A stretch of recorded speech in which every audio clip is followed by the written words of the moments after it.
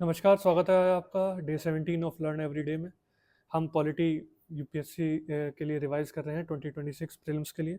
आज का टॉपिक है स्टेट लेजिस्लेचर। कल हम यूनियन लेजिस्लेचर ऑलरेडी कवर कर चुके हैं, तो जो ओवरलैपिंग टॉपिक्स हैं वो मैं कवर नहीं करूंगा। इसमें स्पीडली रिवीजन करेंगे, इसीलिए हम एग्जीक्यूटिव को एग्जीक्यूटिव के साथ लिया, union executive and state executive. Now union legislature and state legislature. इसके साथ आपने लक्ष्मीकांत से इसको पढ़ना है, एनसीईआरटी से लेजिस्लेचर वाला चैप्टर पढ़ना है, और बेयर एक्ट तो पढ़ना ही पढ़ना है। तो आइए आज का टॉपिक शुरू करते हैं। स्टेट लेजिस्लेचर क्या है? जैसे लोकसभा और राज्यसभा वहाँ होते हैं, यानी पार्लियामेंट वहाँ पे है, उसी तरह यहाँ पे लेजिस्लेटिव असेंबली और लेजिस्लेटिव काउंसिल्स हैं। ये लॉ मेकिंग बॉडी है, state level, represents people of the state. इस चीज़ को ध्यान रखिएगा, पार्ट ऑफ स्टेट गवर्नमेंट। ये पीपल ऑफ द स्टेट, इस स्टेटमेंट को थोड़ा सा, क्योंकि स्टेट क्या है, कई बार आप जल्दी में इसको आर्टिकल 12 वाला स्टेट समझ लेते हैं, और हेड ऑफ स्टेट हम अक्सर प्रेसिडेंट को भी कहते हैं, तो वहाँ पे भी ये स्टेट शब्द में कंफ्यूजन प्लीज मत करिएगा। Constitutional basis, part 6 of constitution, article 168 to 212। Structure थोड़ा सा हर स्टेट के लिए अपना अपना अलग होता है, कहीं पे लेजिस्लेटिव काउंसिल्स होती हैं, कहीं पे नहीं होती हैं, उस पर भी बात करेंगे। Composition, governor, legislative assembly and legislative council. जैसे वहाँ पे है प्रेसिडेंट, लोकसभा एंड राज्यसभा, सिर्फ लोकसभा राज्यसभा नहीं, सिर्फ लेजिस्लेटिव असेंबली लेजिस्लेटिव काउंसिल नहीं, do include president and governor respectively. दोनों जगह प्रेसिडेंट को president Lok Sabha Rajya Sabha, governor legislative assembly legislative council. ठीक।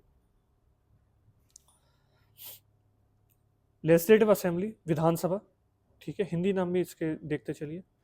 Lower house, directly elected, similar to Lok Sabha. बहुत क्लियरली इसको चीज को रखिए। Real legislative authority, same as it is, इसीलिए साथ में करा रहा हूँ ताकि आपका जो रीजन का बर्डन है वो कम होता जाए। क्योंकि कई बार क्या होता है, आप लोग हर टॉपिक को एकदम जीरो से स्टार्ट करते हैं, जब रिवाइज कर रहे हैं फिर जीरो से स्टार्ट कर रहे हैं, so that is not effective revision. Effective revision is you pair topics, you concise it, and then do previous year questions. And understanding those previous year questions, you solve more questions. Then you are prepared for prelims. Legislative Council, Vidhan Parishad, like Rajya Sabha, upper house, permanent body, indirectly elected. ठीक। उस जैसे लेकिन यहाँ पर एक चीज difference है, राज्यसभा तो स्टेट्स का से इलेक्ट होके आते हैं, यहाँ पे ऐसा नहीं है कि यहाँ पंचायती म्यूनसिपैलिटी से इलेक्ट होके आते हैं। ठीक है, इनडायरेक्ट इलेक्शंस रहते हैं, टीचर्स या वो सब वोट डालते हैं, सब लोग वोट इसमें नहीं कर सकते, but it does not represent some other body. जैसे वो स्टेट्स को रिप्रेजेंट करते हैं, राज्यसभा नाम में ही राज्य है, ठीक है, उस तरीके से ये कोई पंचायत से म्यूनसिपैलिटीज को रिप्रेजेंट नहीं करते। Creation abolition of council 169, parliament by law make और अबॉलिश देम। अच्छा, लेजिस्लेटिव जो काउंसिल्स हैं वो सिर्फ 6 स्टेट्स में है। ऑलराइट, इसको बड़ा इजीली आप याद कर सकते हैं। Uttar Pradesh, Bihar neighbouring, Maharashtra, Karnataka neighbouring, Telangana, Andhra Pradesh again neighbouring. Pairs में याद कर लो, बहुत इजीली याद हो जाएगा। ठीक।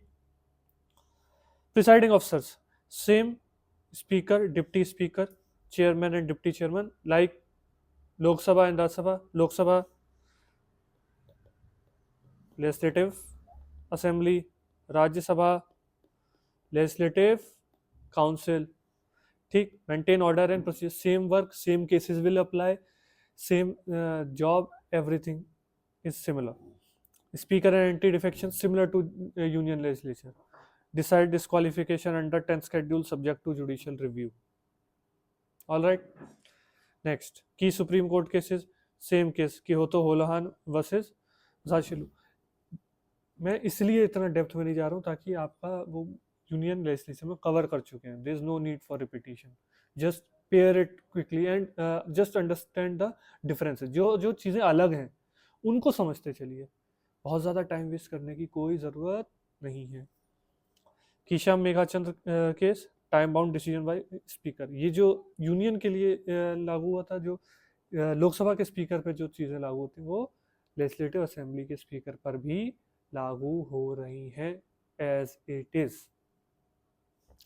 Powers of state legislature, state and concurrent list. हाँ, अब यहाँ पे एक चीज, स्टेट लिस्ट और कंकरेंट लिस्ट ही इनका मेन है। यूनियन का यूनियन लिस्ट और कंकरेंट लिस्ट रहता है, पर इमरजेंसी मैटर्स में यूनियन स्टेट लिस्ट पे भी काम कर सकता है।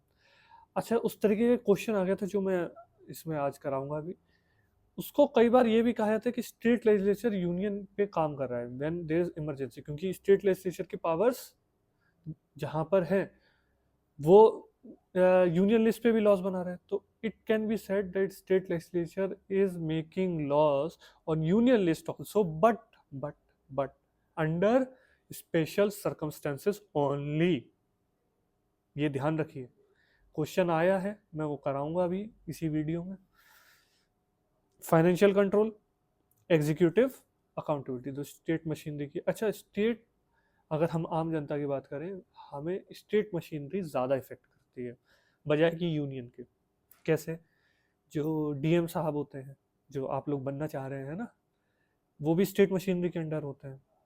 जो पॉलिसीज, रोड्स, आपके जो शहर के बाहर की रोड हैं, या जो बाकी सारी इंफ्रास्ट्रक्चर है, बिजली, पानी, ठीक, ये ज़्यादातर चीज़ें जो है स्टेट कंट्रोल करते हैं।